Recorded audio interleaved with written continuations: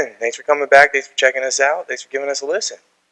This is the Premier Mindset, hosted by Premier Performance LLC, and I'm your host, Trent Mahler, LCSW.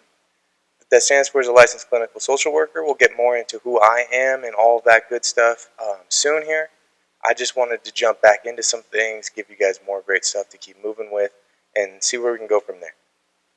So the mission of this podcast is just to kind of increase your guys' awareness of yourself, how we work, what we're doing, what we may need, where we're at, just in life in general.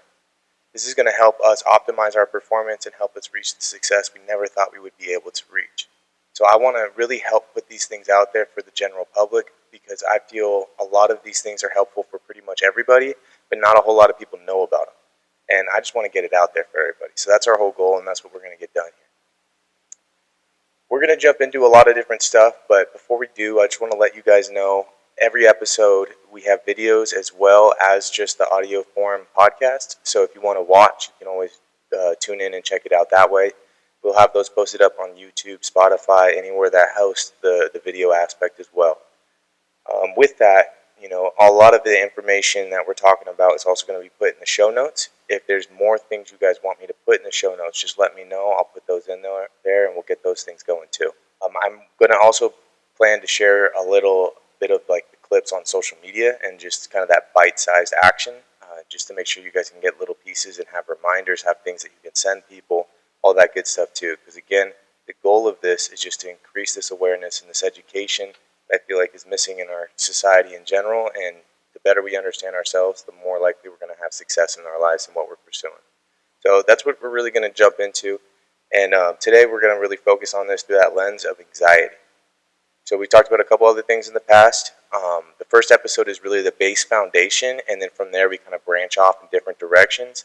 They're always kind of connect back to each other in different ways, but the main thing with a lot of this stuff is just kind of, finding what works for you, finding the piece that really connects to what you're dealing with or what you might be experiencing, and exploring how this stuff can help you out as you move forward in your life with what you got going on. At the end of the day, this is not a replacement for therapy. If there's something you guys need, you need to make sure to get what you guys need. This is educational. This is about increasing awareness. It's helping you guys out, giving you some insight, maybe even pushing you in a direction to recognize that you might need something worked on with somebody. So if there are things you need, or you're not even sure what you need, feel free to reach out and let me know whether we work together directly or I let you know what you could do or what options you have moving forward to take care of these things in a way that feels helpful for you. With all of this stuff, none of it is just random things I'm throwing at the wall. All of this stuff is based on evidence or research or best practices, different things that I've seen, different things that I've used. It's all stuff that works, and the reason for that is I don't want to waste your guys' time with things that are just maybes or could help out. I want to give you guys the actual stuff. So feel free to put this into practice, give these things a shot. If you have issues with it, let me know, and I can either go deeper into these things to make it a little more understandable or help out with it, or even give you a direction into a different area where maybe we're kind of using something that we need a little different. So again, reach back out, let me know where things are, what's working, what's not, and we can figure those things out in a lot of ways. So to reach out, there are a few ways to do so. You can email me. My email is tmahler@premierperformancereno.com. My last name is spelled Mahler. You can also text or call me at my number 775-561-0056. Feel free to reach out through that. We also have social media pages. We have our Instagram, which is premier_performance_Reno. We have our Facebook page and our LinkedIn page, Premier Performance LLC. So if you need us in any way, feel free to reach out through any of those platforms or anywhere else you find connects you with us. We're going to have a lot of stuff out there in a lot of different ways. We just want to have different opportunities to connect people with the services and the information they're looking for. So don't be afraid to reach out. Don't be afraid to ask a question. Don't be afraid to ask me to go into something or ask what you could do to kind of get something you're looking for. So we're going to jump into things, see what we can get done today, and see if this helps out. We're going to start off with a little brain activity just to get started. And this is going to be based around mindfulness, which is kind of going to connect back to a lot of what we're doing in this episode today. Mindfulness is the idea of being fully present doing something.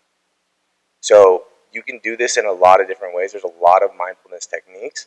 The one I'm going to talk about is mindful eating. So the way we want to do this is you want to be eating something, whatever it is. You could do it right now. You could do it, after the episode. You could pause it, give it a shot, whatever works. But you want to have something to eat, and you want to focus only on eating. You don't want anything going on. You don't want music. You don't want to be scrolling on your phone. You don't want to be, watching a show. You want to be fully locked in on just eating. The reason for that is it helps change the experience of what we're doing, and it builds up that muscle of mindfulness. Mindfulness, again, is doing one thing and being fully locked into that thing, whatever it is. So you could grab maybe like a banana. Eating the banana, you go slow on it, you focus on the sensations, you take your time, focus on texture, taste, slowly chewing, how it feels as it goes down your throat, how it feels as it enters your stomach, all these kind of things, how your body feels and reacts to you just eating something. You want to be very locked into that moment and really give yourself a chance to check in with your body, see what it's feeling, see what's going on, and that's how we really increase that awareness to help us understand when things are happening. This is something that's going to help increase something called interoception. We've talked about it briefly in the past, but interoception is the idea of being really understanding what's going on inside our body. Okay, so this can help us figure out, how things are feeling, if we have something going on, if there is an anxiety in the background we're not aware of, if there's a stress that's been hitting us, if there's something that we might need to do, if we're just hungry, if we need to use the bathroom, whatever it is. It's going to help us better understand ourselves and what's going on and what we might need. So doing different kind of mindful activities are going to really help with that. I like to focus on eating because it's something that we all do every day. It's really easy just to take that time while you're doing it to really focus on that mindfulness as you're doing it, because we're already going to sit down and do it anyways. So give it a shot, see what you guys think. If it's helpful, keep doing it. If you don't like it, find other mindfulness activities you could do, and keep helping yourself build up that muscle of just being in that moment. Mindfulness is a really powerful tool. It's kind of brushed off sometimes because it seems not super helpful, but as you build up that muscle, it really does help with a lot of things. So outside of that, let's jump into anxiety. Anxiety is a common emotion characterized by feelings of fear, worry, and unease. It is a natural response to stressful or perceived threatening situations, and this is kind of going back to that first episode of that threat system. Anxiety pops up if that bar gets too filled up. Anxiety is going to be around if we're jumping into fight or flight. It's kind of that warning system letting us know there's a problem, there's something going on here. There are a lot of different signs and symptoms you can look at to figure out if that anxiety is going on, and there is a lot of different anxieties as well. This can connect to trauma, it can connect to separate things, and a lot of times it also goes along with depression pretty well. The reason for this is it's typical to have that anxiety, have those kind of high highs where we're kind of feeling a little like we can't sit still, maybe our skin's crawling, we just got a lot going on, our mind's racing, that kind of stuff. We also tend to hit the bottom, the lows, which is that depression piece, where we don't have the energy, we don't have the motivation, we feel like we can't get things done. And because these things go together so often, we're going to cover some things that overlap with the depression piece, but we are going to cover depression further in other episodes in the future just to make sure that we fully get into that. So there will be a little bit of that, but keep that an eye out for that episode coming out about depression and getting into things on that side. Because again, we're going to mainly focus on anxiety. It just typically overlaps a little bit. So there are different types of anxiety, like I was saying, and sometimes this is a good thing to start with because it can help us figure out where it's coming from. If we don't know what's causing our anxiety, it's really hard to fix it. It's really hard to take care of it. So we do want to jump on these things and see if we can take care of it. There are social anxiety, where that's just being worried about being around a bunch of people, being nervous what everyone's thinking, worried of judgment, that kind of stuff. There could be that anxiety of like giving a presentation, being around a bunch of people and having everybody see us, standing in front of a crowd, being in the mall, those kind of things. We also got a lot of phobias. These are usually specific things, like arachnophobia, where you're scared of spiders, or a phobia scared of heights, whatever it may be. There's literally hundreds of different phobias. So exploring if it's connected directly to a specific thing. And there are things you could do a little differently based on these things. Some of it all goes around the idea of kind of calming the body while you slowly expose yourself to whatever that perceived threat is, kind of reduce that feeling of threat so it just feels easier. We'll talk about that a little bit more in the future. Another one is anticipatory, being worried about something coming in the future, worried about a test, worried about a conversation, worried about a job interview, whatever it is. Separation anxiety, having that fear and anxiety of this person, that safe person that you feel like you can depend on, not being there with them, and then that kind of creates that stress. It can happen with kids, it can happen with pets, it can happen with adults, it can happen everywhere. So that's another one. We also get the generalized anxiety. This is just kind of general anxiety, just throughout our day. We may not be able to fully connect it back to one thing or another. It might just kind of feel like it's there on most of the time or just a low-level basis. It can cause some problems, and some of that is kind of just helping our body through things. Some of that is figuring out different triggers that might be related to trauma that's bringing this up. Sometimes it's just based on our environment. There's a lot of different things that could go into. We have OCDs, obsessive compulsive disorder. That connects back to having an anxiety and giving you some sense of control to feel like you can control it. That could be like locking a lock and unlocking it 6 times, and if I do that, it makes it feel like I won't get into a car crash when I leave later today. It could be eating food a certain way because we're worried we're going to choke if we eat it a different way. It's just kind of a set of behaviors or thoughts that helps us deal with the anxiety from whatever the anxiety is. So it's kind of like a behavioral aspect of anxiety, but it is something that still plays out too. We got panic disorder. That's where we have a lot of panic attacks. If anyone out there has had a panic attack, it's not fun. You feel like you're dying, feel like you're having a stroke. It can be really intense. It can be really scary. There's a lot of things we can do to calm that down as well. So keeping that in mind, if that is happening a lot, that's not something wrong with your body. It's just we got to set ourselves up to handle it a little bit more, and sometimes we have signals coming in that we want to change up a little bit. We also have Tourette's. Tourette's is an anxiety disorder. And this is where you get like tics as well. Tics are there to kind of release tension to try and calm and cope with that anxiety. Again, the anxiety is going to be caused by something else. We're going to have to try and figure out what that is. But we can have this piece come up as well. And there are other things going on with Tourette's. It's a little more complicated, but that is a piece. And the tics piece does come out every once in a while too. It's something to keep an eye on. So there are some things you can look at to see if there are any anxieties going on right now. One thing is just excessive worry or fear. Feeling like you have constant worries running through your head, a fear of something that you can't let go of. It's just kind of stuck on your mind. It starts to kind of grind us down. You could also recognize things in your body, feeling like tense or restless or on edge. You just feel like something is going to happen, something's going to go down, something's going to blow up. You might have difficulty concentrating or making decisions. That goes back to just some people have difficulty with focus and they think they just can't focus.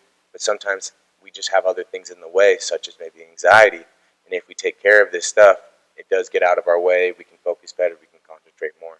We just got to figure out what's going on there. It could lead to irritability and mood swings. That's another thing. If you feel like you're all over the place and things are bouncing around and you're feeling a lot of intense things, there's a reason for it. Nothing happens for no reason. We just got to figure out what the reason is. You could feel overwhelmed or just out of control in general. Feel like everything's just going a million miles an hour and you just need everything to stop or slow down. It could be really overwhelming. It could be overstimulating. You could have rapid heartbeat or palpitations. That can be pretty intense. That can freak us out. Feel like there's a heart problem. Maybe feel like there's a health problem we need to worry about.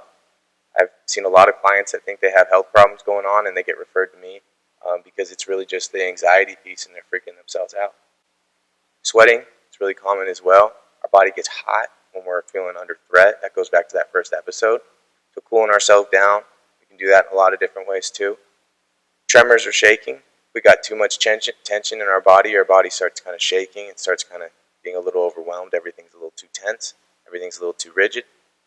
We could even get headaches. A lot of that comes from muscle tension in our neck.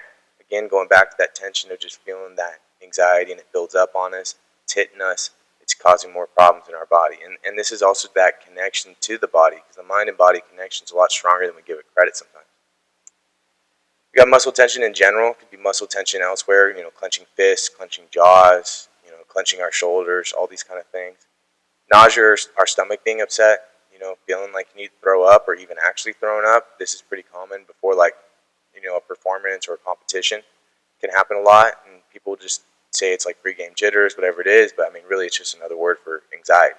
And we can't deal with these things without having to do this kind of stuff, because while it does help us to get that stuff out sometimes if we need to, it can cause problems itself, and if we depend on getting some endorphin rushes from vomiting, it's going to cause problems down the line for us too. So it's something to keep an eye on. Shortness of breath is common. This is what can lead to like that hyperventilating, or leading a little bit more towards those panic attacks. That's pretty common too. Difficulty sleeping or staying asleep. We might have trouble shutting off that mind. It's running at 1,000,000 miles an hour. We can't fall asleep. Maybe we're falling asleep, but we're waking up. We get stuff on our mind, and it just keeps us up in the middle of the night. That's a good sign that there's anxiety going on. Nightmares or intrusive thoughts. That can be connected to anxiety. That can also be connected to trauma. Those things can overlap. They can come together too. Feeling like something bad is going to happen, just in general, just having that feeling like something is going to happen. Sometimes we're right, sometimes there is something going on, but sometimes this is just that fear that is building up on us. So it's worth paying attention to it. Is this because something is actually happening, or is this a fear that is popping up on me and it's not actually happening? Chest pain or tightness can be pretty common too.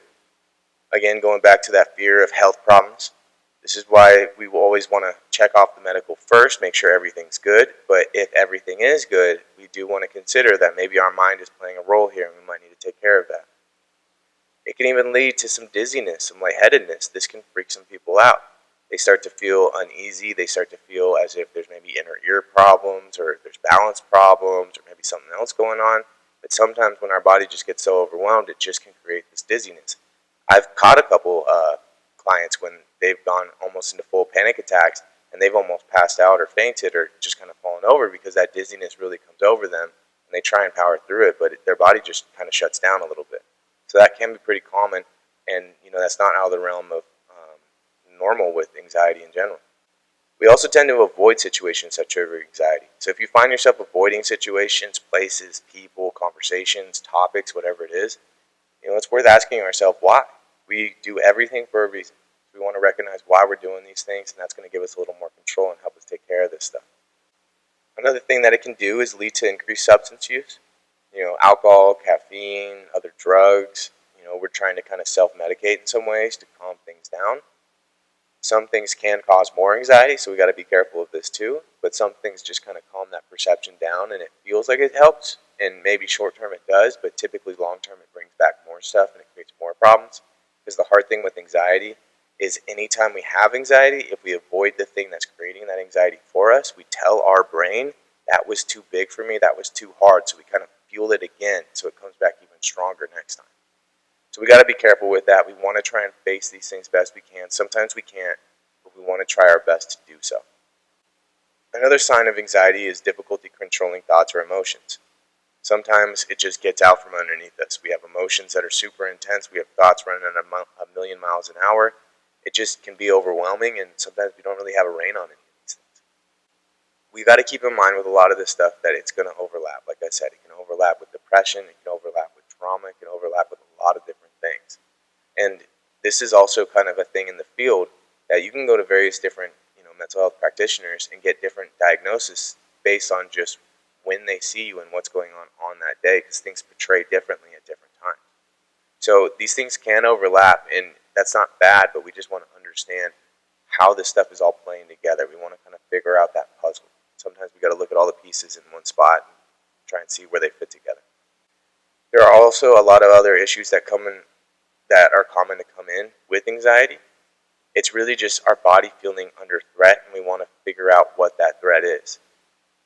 Another thing to keep in mind is ADHD traits are highly predictive of the severity of anxiety and depression symptoms. So pretty much the higher level of ADHD traits, the more likely the person is to experience more of these mental health symptoms, such as anxiety or depression.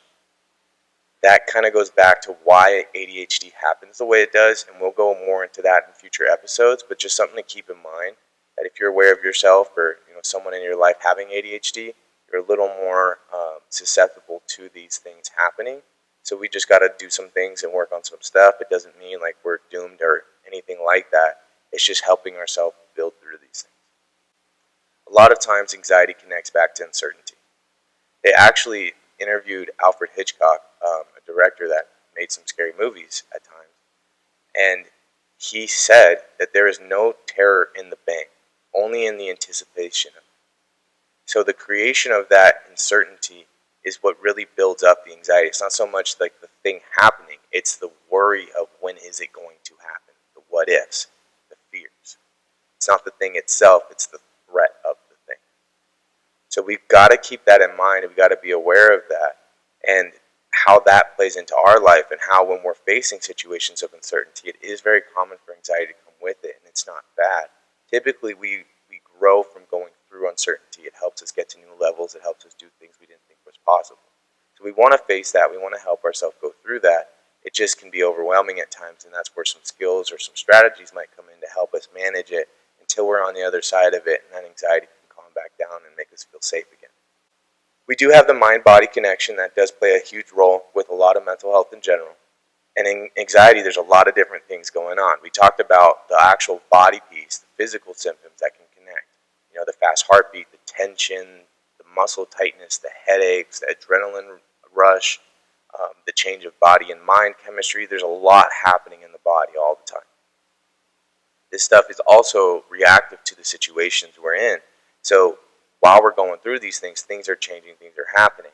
We're feeling things for a reason. It's not all just in our mind. Our mind is controlling things in the body, and things are actually changing. It is a very powerful thing. Genes play a role, same with environment, same with medical conditions, and substance use can also create it or amplify some of these things too. The way I like to look at it, the way I like to think of it, is genetics load the gun, and then the environment pulls the trigger. So you might be more susceptible to something, you might be more set up to fall into that category or to have something go wrong, but it doesn't mean it will happen. The environment is what kind of triggers these things to happen. And we've seen this with pretty much all genetics in general. It's not so much that you have this in your family line or in your genes and then you're just going to get it. It's a lot of setting yourself up, and then if the environment plays out in a certain way, it's going to activate those things, and then it's going to play a role, then it's going to start doing stuff.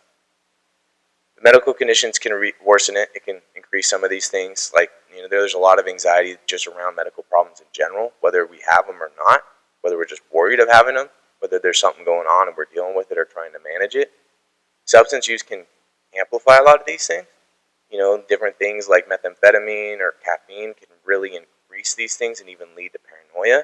You can see that even in marijuana as well. A lot of these things amplify things that are already there.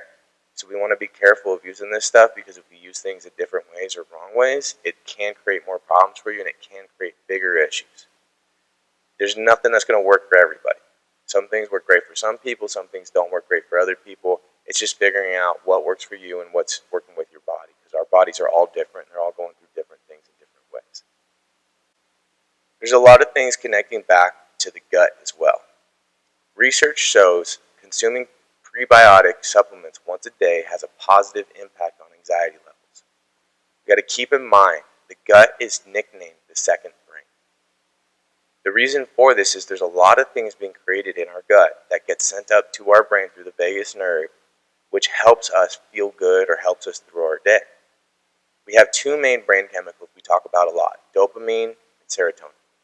Dopamine is kind of a motivator chemical. It's going to help us pursue something. So if something felt good and we enjoyed it, we're going to pursue that thing again, pursue more of it, kind of double down on things, that type of thing. Serotonin is more of that, like laying in a hammock and everything's fine, just life is good, I just feel generally happy. So that serotonin piece is important because 90% of it is made in the gut. So it's hugely important, connected to what we're eating and what we're putting into our body. And they're showing a lot of research going back to just the probiotics and what those things do in our gut, how it's helping us set some things up. And there are some researchers that think this is kind of the new frontier in mental health, that if we can really help build up that gut and give it good things, it's going to help increase our mental health and maybe even solve some of these problems just from the get-go. Another thing is vitamin B6. They've looked into it in different ways, and they do see in research that it could reduce anxiety and depression. This goes back to different things we're eating. Sometimes we can get this stuff in the food that we're having, but sometimes we need supplements. So being aware of those things, being aware of what works for us, talking to your doctor, or even looking further into the research about vitamins that you can take that help with this stuff. And, from time to time, we'll jump into these things, especially if I have research that backs these things up. I'm just not going to go fully into that because that feels more of a better fit for other podcasts like a health or fitness podcast. We also have research that links common sweetener with anxiety. So researchers have linked the artificial sweetener aspartame to anxiety-like behavior in mice. This is in a lot of different things, so keeping an eye out on those artificial sweeteners. Sometimes we do want more of that, cane sugar piece and not have some of these artificial sweeteners because it sounds better because we're not having sugar, but sometimes it causes more problems and more issues for us, so we got to be careful with that too. Another thing that comes out from research is low testosterone. For young men specifically, low testosterone has been accompanied by an increased risk of depression and heightened anxiety.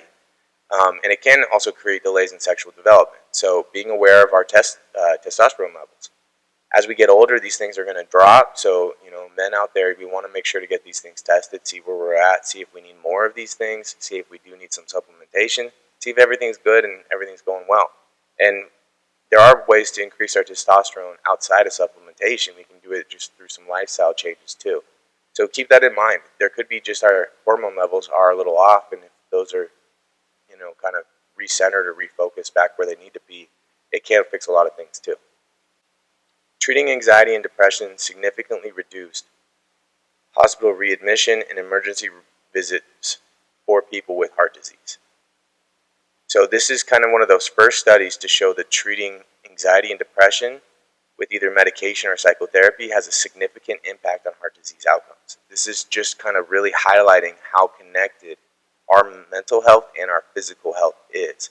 And it's not just taking care of our body, we also got to take care of our mind, because if we if we fall off on that or don't give it the time it needs, the attention it needs, it can cause a lot of problems with other things that we're dealing with through our body too. So keep that in mind, that this stuff is going to help out our body in a lot of different ways. Going back to the diet again, a poor quality diet makes our brain sad. Eating a poor quality diet might lead to brain changes that are associated with depression and anxiety. Resiliency, on the other hand, is shaped by activity in the gut microbiome and the brain. So again, going back to that gut and really giving it what it needs, having a diet that feels good, and you can connect back to our past episode where we talked a little bit more about diet, of how we can put these things into our life to build ourselves up, because there are times where literally just adjusting our routine in our diet and our life does fix everything that's going wrong, everything that's causing us problems. Sometimes it's deeper than that. There's no one-way fix to all these things, but exploring that aspect of it and maybe even giving us that armor to deal with going deeper into the things that we might need to go into to get it out altogether. But helping build yourself up through what you're eating is going to help in a lot of different ways. They've shown a high saturated fat diet may fuel anxiety. And this is something that we kind of desire when we are feeling that anxiety. It's very common to start wanting these things, to have a desire for these things. So keep that in mind and be careful with that stuff. It can come up on us pretty quick. Anxiety and depression is also linked to chronic pain in children.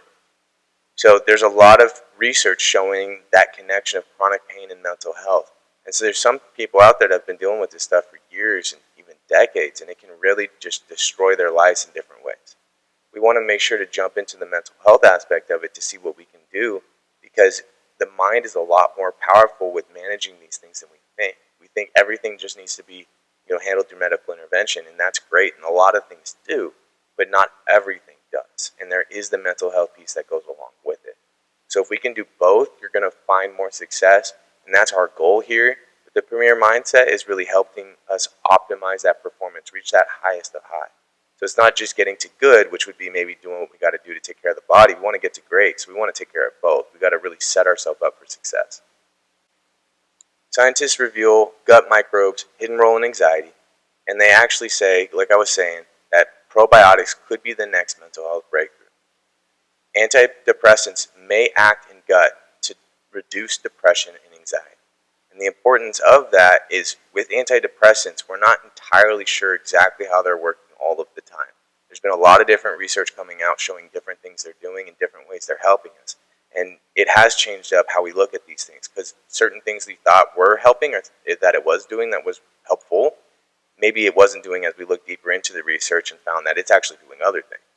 So there is that theory that the antidepressants are helping because it is actually changing that stuff in that gut microbiome. And if we can change that stuff using probiotics and prebiotics, we could maybe take care of some of that stuff and reduce that chance of anxiety and depression by ourselves without having to do the antidepressants, because they often come with some pretty tough side effects. Not always, and they can be great. They can help out in a lot of ways, but we got to keep in mind the positives and the negatives to all these things. Everything we do, there's trade-offs both ways. Nothing's a perfect solution. Anxiety is a very common thing. It happens pretty often. We just typically don't label it as anxiety, and even when we do, we see that it does hit a lot of our population. So 1 in 4 parents say their children can't go to sleep because they're worried or anxious. It's very common. Sleep gets really disrupted by anxiety in a lot of different ways.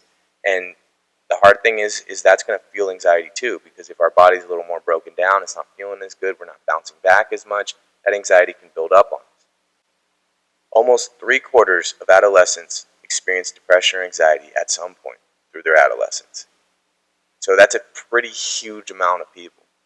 This stuff is common and it happens constantly. That's about 75% of people. So we got to be aware of this stuff, and we got to try and manage these things as they're popping up, because there's a lot of people that just ignore it, avoid it, pretend it's not there, stuff it down, hide it with something else like a substance or maybe an activity or a behavioral problem. It plays out as anger a lot, so that's where you can see like the anger management piece of things.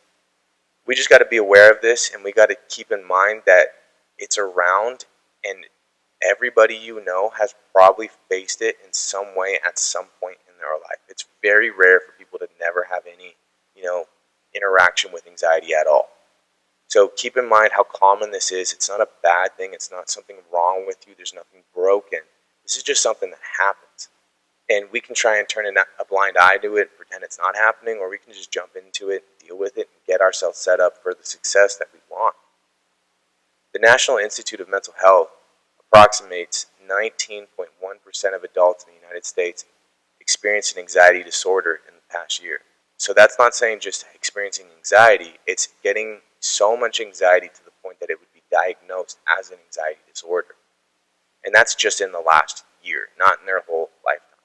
So still, about 20% of adults in the United States, that's a huge number again. This translates to about 50 million people.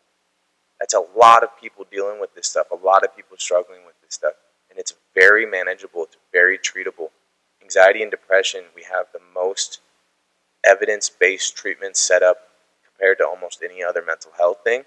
So when these things are going on and all we're doing is kind of pushing ourselves through it, it's kind of a tragedy, because there are things out there that do work and we can use these things. And this is partly why I'm motivated to put these episodes out there and create this podcast, because there are solutions and I want people to take advantage of them, and I want people to use them and to get the benefits that I've seen others get from these things. The World Health Organization estimates that anxiety disorders affect about 301 million people worldwide. So again, this is a huge issue. There's a lot of problems. There's a lot of anxiety out there. And there's a lot of people that need this stuff. There's a lot of people that could get benefits from just managing these things in evidence-based ways. The CDC has measured symptoms of anxiety disorders among U.S. adults and found that in August 2023, almost 32% of women and 25% of men had symptoms of anxiety disorder. Again, just really backing up how common this is and how often this stuff does happen. This is saying essentially, like, at any given time, about a quarter of us, if not more, are having anxiety symptoms. This has been going up. There are more problems coming in. There is more stresses. Life is getting hard. The economy is in a tough space. There's a lot of things going on politically. There's a lot of things going on in our everyday life. There's a lot of stressors that hit us, and these things build up on us, and it creates more and more anxiety. So we got to create more awareness of this stuff. We got to try and tackle it, because it's becoming a worsening problem. And this is, again, more reasoning to put more of this stuff out there. And it's good to just start these conversations with people in your life, friends, family. And you can even point them to the direction of this podcast if you feel like they're going to get some good information and maybe explore it on their own and see if they're willing to either accept or even open themselves up to doing some things to manage the stuff themselves. One thing that we get caught up with is there's a lot of people that focus on like band-aid solutions, these quick solutions to try and just feel better instead of actually fixing the root of the problem to try and get it gone. Now, band-aid solutions can work great, but they're going to be short-term. We want to try and get to the long-term stuff, and it's harder work, but it's worth it in the long run. And there's nothing necessarily bad about the band-aid solutions. We just got to be aware of us doing it and how it's impacting us. We can't get rid of anxiety altogether. Some people ask me, they just come in and say, just get rid of my anxiety, I don't want it anymore, I just want it gone. And that's actually a dangerous thing. It kind of connects back to just that idea of like never feeling pain. It sounds nice to never feel pain. But then we realize, once you look into that a little bit more, that it's actually super dangerous. Because that warning system of feeling pain helps us avoid things that can actually really harm us. And people that do have conditions where they don't feel pain get seriously injured quite often because they don't know they're getting injured. So the anxiety piece is good. We want to feel that because we got to know if we're in a threatening situation or if there's a problem or something we need to jump into survival mode to deal with. The issue is when it's too overreactive and it's jumping up and popping up in our life when we don't need it and we're actually not under threat, like if I'm laying in bed at night. But if I'm walking down a dark alley and someone's following me, that's a good time to have anxiety. It can keep us safe. So we don't want to get rid of it. We just want to manage it and have it set up in a way that it's going to help us survive and help us do what we need to do while not getting in the way and becoming an obstacle in our life too. So this goes back, a lot of this stuff goes back to that first episode that we did going over that threat system. How that bar fills up, different things coming in, the things we're feeling when the anxiety is present, how it jumps into fight or flight mode, the vulnerabilities, the self-care, that if we're not taking care of it, how it can lead to us feeling more anxiety and more struggles. So we got to be aware of that, and that might be a good episode to kind of, re-listen to from time to time, just because it's going to be really that foundation we keep building on top of, because this is how the body works in general. So with this, when we are going through things, when we do feel the anxiety, when it does pop up on us, we want to jump into coping strategies. Coping strategies can help us deal with it. It can help us manage it. It can help make life easier. And what these are there for is to manage these issues, whatever they may be, to help us be more effective with other people in our life and with the things that we're doing. Our goal is just to give you a bunch of different tools that you can use to help you with whatever pops up in your life, whatever's causing problems for you. So I'm going to keep on putting a bunch of skills out there, and we're going to get more into these things as we go deeper into more episodes. But our goal is to not have like one or two tools. We want to have a bunch of tools. If all you have is a hammer and a screwdriver, that's going to fix some problems, but you might need a whole lot of other stuff too. So we're going to give you guys as many things as we can, so whatever happens in life, you just pull open that toolbox, pull out what you need, help yourself through it, and then keep on going again. We don't want you guys being held back by things. We want you guys reaching the highest level of who you can be. We want you reaching that peak. And there are going to be obstacles in the way, and that's not bad. We just got to help ourselves overcome them, and the more you do it, the easier they get, just like anything. Coping strategies are going to help us manage and overcome and face the threats that are creating the anxiety in the first place, because that's how we're going to deal with this stuff long term.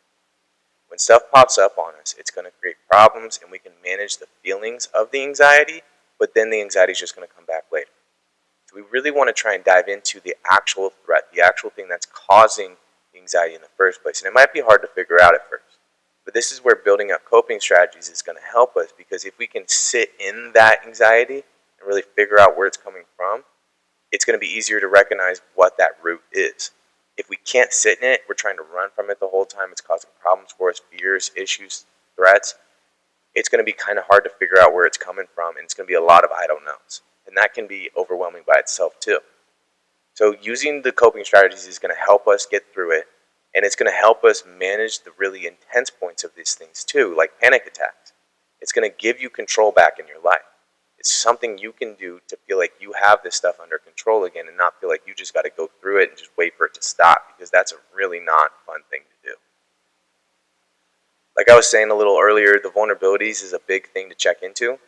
If we're not eating, if we're sick, if we've been in conflicts, if we haven't slept, all these different things, it's going to hit us harder. We're going to have more anxiety. Something that normally wouldn't stress us out might be creating a lot of stress right now.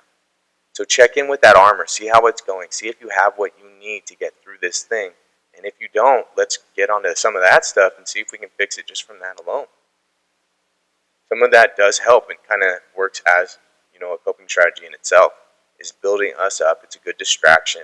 It also helps us just feel better. When we keep this stuff in the darkness, it leads to more problems. The best thing to do is to shine a light on it and look at what it actually is. Don't run from it. Don't hide it from it. Don't, pretend it doesn't exist. That doesn't help anything. That doesn't get it gone. It just tends to let it build up. And this is where, we can find links through research, through social anxiety and other anxiety with depression and suicidal thoughts. When we hold on to a bad secret, something that makes us feel bad when we're, thinking about it or sticking to it ourselves, it makes things worse. And when we create more and more pain, it starts to lead to that suicidal ideation. And that's going to cause problems. And we do have a lot of issues with, suicide in our country in general. So that's something we want to be careful of. We don't want to just keep shoving this stuff down and pretending it's not there. Because at some point, it's going to blow up on us. It's like trying to hold a beach ball underwater. You can do it for a certain amount of time, but at some point, it's going to pop up somewhere. We don't want it to pop up where it's going to cause problems, where it can cause issues in our jobs or our relationships or whatever else we're trying to pursue. That's going to make life harder and, again, fuel that anxiety. So we want to try and jump on these things. We want to try and take care of these things. And the more you try and hide it, the more you try and, just pretend it doesn't exist, the more it's going to mess with you, the louder it's going to get.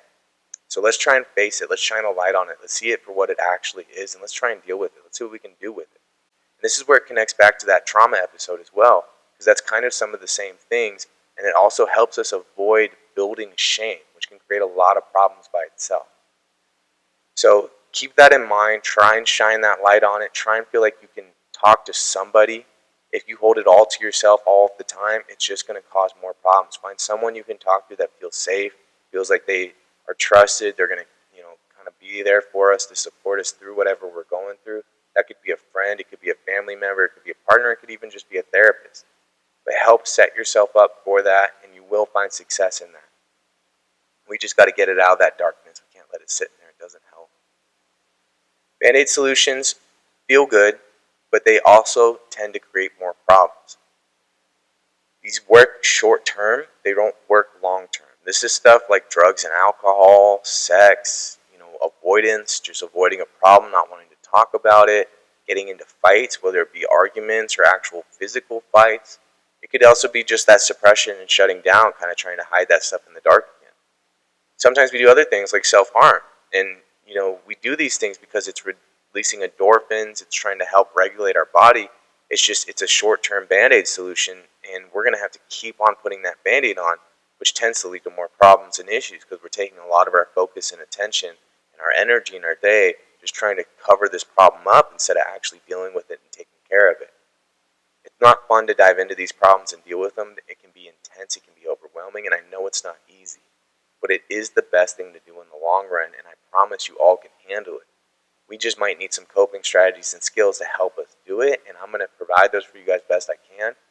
And if you feel like you need something specific or something a little more in-depth or more understanding on, just let me know and I can go deeper into that because my goal is to give you guys what you need, not just what I want to talk about.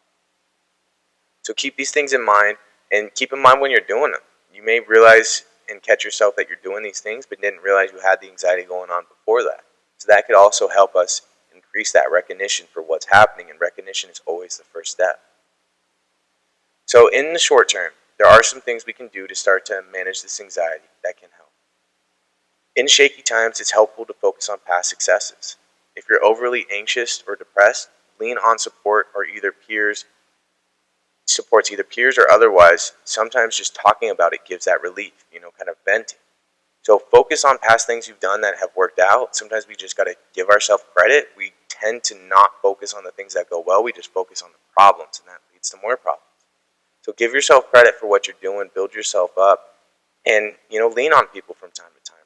Our superpower is other people. It's being social. It's having groups, having tribes.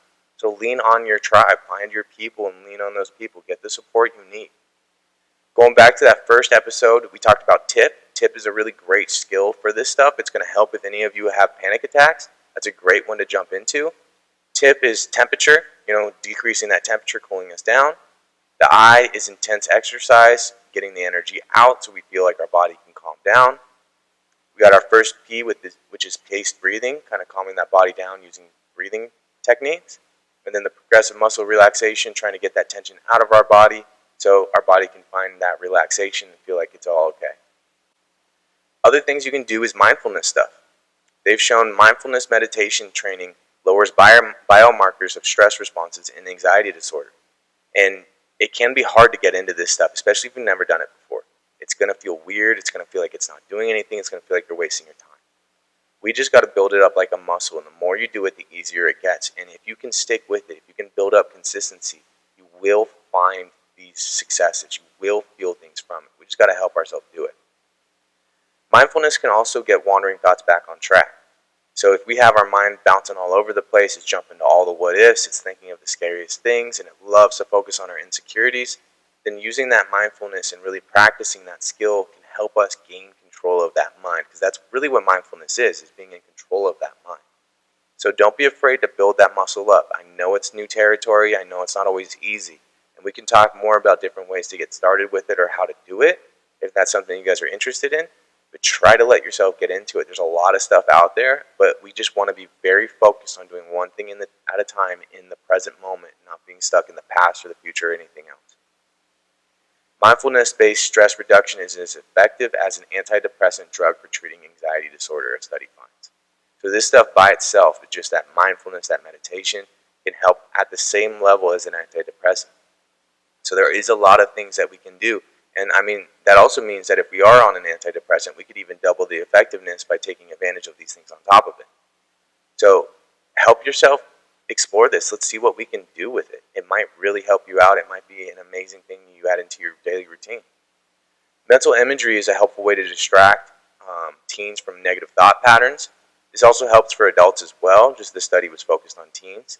And that's why I talked about that calm place exercise in the last podcast, of just having that imagery of a place you go to in your mind and feel like everything's safe, everything's okay, we're at peace, and everything's relaxed. So having that mental imagery can really help us calm down and find some ground to stand on. We just got to help ourselves get there. Just 10 minutes of mindfulness daily boosts our well-being. So this isn't something you got to do for hours. It's not something that's going to take up a bunch of time. And that's where we can do this while we're eating or doing other things in our day, just being very mindful while we're doing it to build up that muscle. So try and get that in there. That will help out. That will increase that happiness and well-being, and we've shown that in research over and over again. Prescribing nature can improve happiness and reduce anxiety. Sometimes we just need to sit outside and just feel like nothing's going on in the world and we can just be here. It actually calms us down. That could be going to a park, that could be sitting out by a tree, that could be sitting in the backyard, whatever you want. But we also got to be aware of the other side of this, which is sounds of traffic can increase stress and anxiety as well. So be aware of where you're at. We might need to get out of town a little bit. We might need to go somewhere that's just a little calmer or quiet. Keep in mind where you're at and what would work for you, and trying to find that nature and find that slowdown and not being around some of these sounds of like traffic and noise and construction and all that kind of stuff, as it can create a little bit of a stress response. Use skills and strategies in general. We're going to go over a lot of different things. Practicing tips, a great one to start with, but there's a lot of other things you can do too, and none of these episodes are just completely separate from each other. Any tool in each of these episodes I talk about is going to be helpful in other ones too. So anything you find in here that you like, keep adding it to your list and keep using these things. The more you practice it, the easier it will be to use it when you need it. Outside of that, another thing we can do is just kind of distract. Get things off our mind. Try and not think about whatever that distressing thing is, that issue is, until things are done. After that, we can go more into the long-term stuff. Sometimes we got to manage the short-term before we get to the long-term, because it is hard to actually do the long-term stuff if the anxiety is wrecking us every day. The way to do the long-term is to find the root, find the threat, what is causing the anxiety to pop up. Face it, process it, do whatever you need to do, deal with it, and reduce that intensity of that threat so it doesn't hit you the same way, so it doesn't bother you as much. And there's a lot of different ways to do that. We talked about that in the last episode with trauma, of all the different things you can do to kind of, process trauma or manage it. And this is the same thing with this stuff, because it can overlap again. We just want to use the things that are working and help ourselves get through these things, and it can put you into another space where things feel pretty good.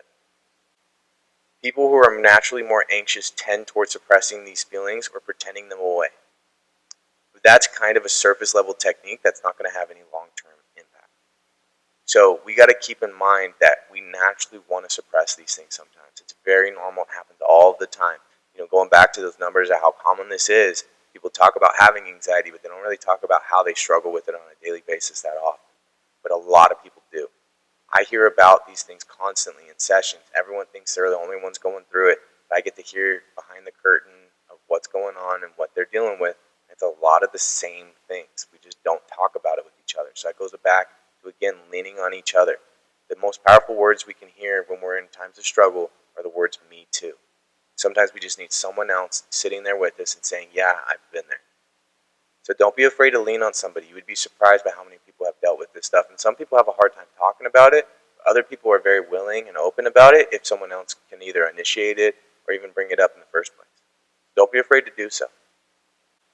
The reappraisal tactic has people face the stressor and try to change what it means to them, overcoming those fears. So this is a way we can kind of change how it looks. We want to change our view of it, change what our perspective is.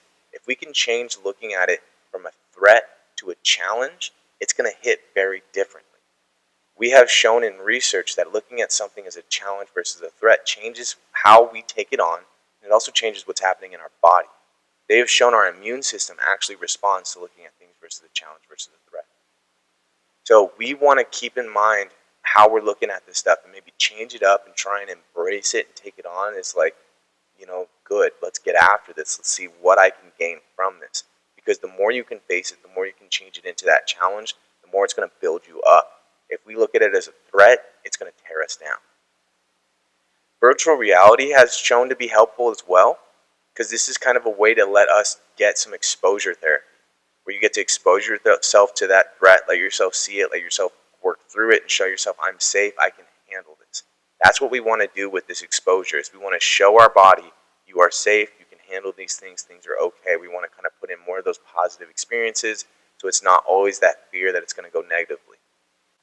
Exposure therapy addressing fear of spiders can also address fear of heights. So if we are doing this exposure therapy, it can help multiple things at once. It may not work for just one specific thing. It may work for everything in general.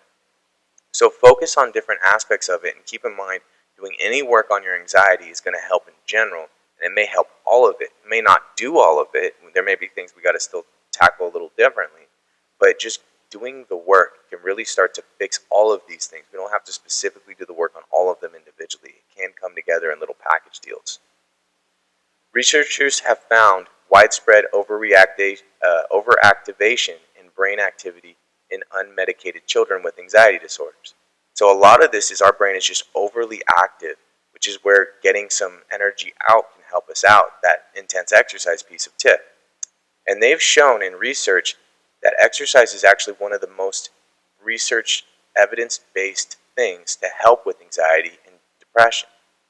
The number one thing out of all the exercise you can do is actually dancing, because it lets us get in the move of the movement. You feel that, song, the beat, whatever it is, and you kind of get in tune with it. That helps us find some relaxation. We're moving our body, so we're kind of getting that exercise in, and then we tend to be enjoying it. It tends to be fun. So if that is something you guys are into, do your thing. There's a lot of other ways to exercise, but we really want to get that energy out, and it can calm down that overactivation. Treatment with cognitive behavioral therapy led to improving clinical functioning and reduced activation in many brain areas. So we can get it out through the exercise, but we can also get these things out by just talking it through therapy and using different techniques. CBT is the main one that you see the most, so that's where a lot of research goes back to, but there's a lot of other techniques that also do some really great stuff with this too. So just be aware that we can jump into these things and take care of this stuff. A solid self-care routine can really manage these stressors when they arise in our life. There's a lot of people that talk about fixing anxiety or depression by just setting up a good self-care routine, good habits, good routines. You hear these things from a lot of life coaches, and they do a lot of really great stuff. They can help out, but they're not the fix all by themselves. We want to help ourselves do these things and set stuff up, but we also got to help ourselves actually find the root and deal with that and deal with the threat of it. We can't just get caught up in just the routines and the habits. because we're going to be doing that all day long, and we're just going to be kind of trying to shove it in the closet constantly. So get the thing out of the closet, get it taken care of. Don't let it hide. Don't let it sit in that darkness. Just try and face it. Try and face that threat. If you don't know how to do it, that's okay. Another thing we can do is just kind of increase that awareness. Recognition is always going to be the first step with any of these things. If we don't know something's happening, it's going to be incredibly hard to fix it.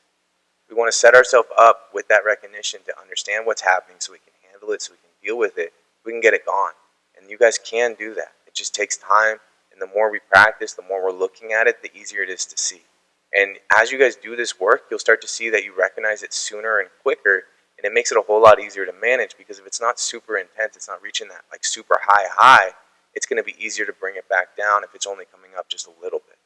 So try and keep recognizing when these things are coming up. Try and get to know yourself and your own signs and when these things are popping up on you. Because this is something that we all deal with. Anxiety is a very normal thing. We just want to make sure it's not overactive. It's not doing too much. It's not too sensitive to our environment. You can use this stuff in a lot of different ways. We can start building up routines that help us in the short term. We can start doing some things to work in the long term. We can work on just trying to find these things and see these things. We can work on just being aware of how it's impacting our relationships, our jobs, our performance, our careers, whatever we have going on. With this stuff, try things out. Some of this stuff may sound like it wouldn't work. Some of these things feel like maybe that's not for me, and that's okay. But I will say I have a lot of clients that we have talked about things. They've thought it wouldn't work for them. They give it a shot anyways, and they actually find a lot of success in it. So don't knock it till you try it. Just try things out, see what works. And it's not just trying it once. We want to try things consistently. We got to build things up. It's like going to the gym one time. It's going to feel good, but you may not get much out of it besides being sore. So if you go back for a while, you're going to start to feel the result. And that's the same thing with this stuff too. We got to help ourselves feel the results by putting ourselves in it and consistently doing these things and seeing what works and seeing what doesn't for you. You guys can do these things. You guys can handle these things. We can get control of our life back. But we got to do some things to do it. It's not going to just show up for us. If it was easy, everyone would do it. And I know this stuff isn't easy. I know all of this stuff is easier said than done. But pushing yourself to do it is going to help more than anything else. And at the end of the day, if you can get yourself doing these things, you're going to be really happy with yourself that you were able to do it. You just got to help yourself. If you have anyone out there that you think could get some benefit from this, please feel free to share this episode with them. Again, recognition is the first step. You might have people in your life that you see this stuff in and they don't see it themselves. So letting them hear certain things, the signs or symptoms of this stuff or what they can do, what helps, what doesn't help, might make them more willing to, talk about it or even accept that it is going on for them. And once we have that acceptance, once we recognize it is happening, then we can get to work, then we can get things better. We don't have to deal with these things our whole life. They don't have to be stuck with us and this is just who we are. We can get these things gone. We can set ourselves up for success. So share this with anyone that you find might get some help from it. I just want to really increase that awareness and that education so people get what they need and they can start working on these things now. And if we need more help, get a therapist, set yourself up with something and see where it goes. You might be really glad you did it. It can really lead to a lot of really cool stuff. If you need anything, if you have questions, if you have concerns, if you have something you want me to jump into deeper, if you want to work directly with me, anything like that, feel free to reach out. You can reach out through email, tmailer@premierperformancereno.com. You can send me an email anonymously, whatever it is. You can text or call at 775-561-0056. Whatever you got, questions, concerns, anything. We got the Instagram, premier_performance_Reno. We also have the Facebook and the LinkedIn page, Premier Performance LLC, for both of those. And I try and check all of those as much as I can. So if I don't see something or I'm not responding to something, it's not on purpose. Just send more things. You won't annoy me. You won't bother me. But I just want to help you guys however I can. Don't be afraid to reach out. Don't be afraid to let me know what's going on. Don't be afraid just to give some feedback, whether it be leaving a review or letting me know what could be better or what you would like to see or what could be helpful in future episodes. Because any feedback at all would be super helpful. Because again, my goal is getting you all what you need and not just what I want to talk about. So you guys let me know and we can really tailor these things to each of you and what you're looking for as best we can. If we want to continue the knowledge search on this stuff, there are some cool things you can go into. There's a lot of books out there, a lot of podcasts, documentaries on anxiety. The one I want to bring up is this book called Full Catastrophe Living. It's by Jon Kabat-Zinn. And it's a pretty cool book because it focuses on a lot of mindfulness and how it helps people manage chronic pain and just different life stressors, anxieties, problems. You can see just the benefit of these mindfulness practices. It really builds it out and shows the research, shows you what you can do, and even gives you some things you can start working on yourself. So it's pretty interactive, gives a lot of really good, just research in general, and it gives you things you can actively start doing right then.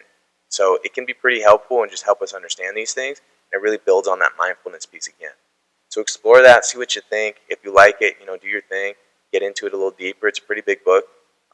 But even if you don't want to get into everything about it, you can kind of skim through it and get the things out that feel helpful for you.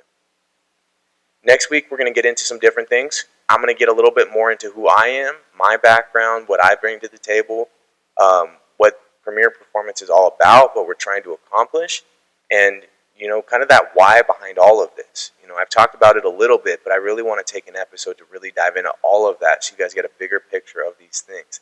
And I've kind of set it up purposely like this. There's always a method to my madness of why I'm doing these things.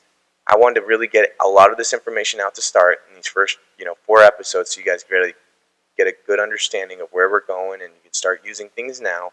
And then I'm going to backtrack, go back into who I am so you guys understand, kind of the stuff behind it. And then we're going to keep on going with this journey and see where it takes us all. So you guys use this stuff as you can, play around with it, see what works, see what doesn't. Leave feedback, leave reviews, subscribe, reach out, share these episodes. Whatever I can do to help, please just let me know. There's no question that I'm not going to take, so feel free to let me know whatever is going on or however I could help. All I want to do is help you guys out and make life easier. Life is hard enough. We want to make things easier for ourselves. Thanks for checking us out. This is the Premier Mindset, hosted by me, Trent Mahler, and ran by our company, Premier Performance, LLC. Come back next week. We're going to keep jumping into things. We're going to keep going and building onto all these things. And if there's anything at all I can do, just say the word. Otherwise, I hope you all have a great week. I hope you enjoy yourselves, have some fun, do the best you can. Don't get stuck on the hard stuff. And I will see you all soon. Have a good one.